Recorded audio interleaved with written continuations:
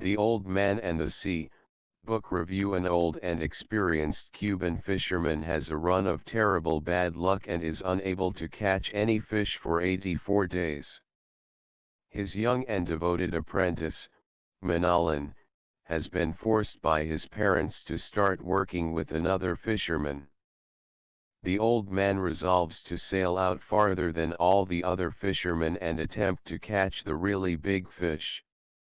On the 85th day he succeeds in hooking a marlin with his bait, but the marlin is too strong for him and starts pulling the boat.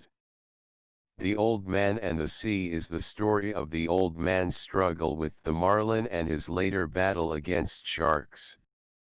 Social/historical context. Hemingway's novel is based on real events and it also draws heavily on his own life. He had experience of fishing in the Cuban waters, and like the old man he was also a fan of baseball. He worked for the Red Cross during the First World War and was injured by shrapnel when he was in Italy.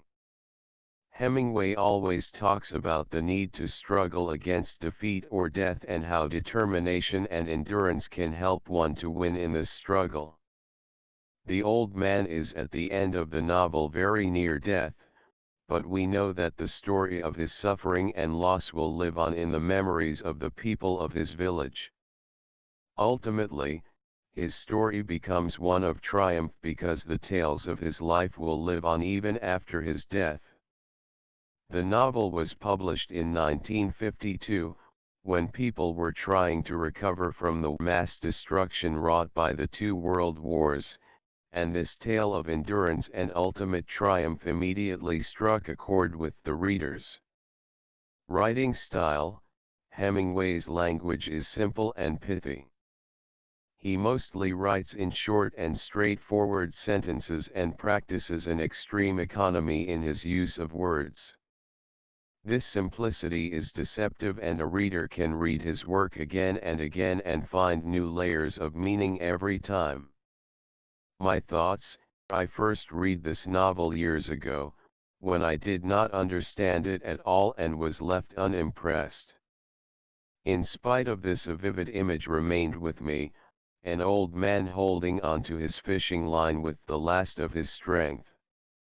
Recently I read this book again and was extremely moved.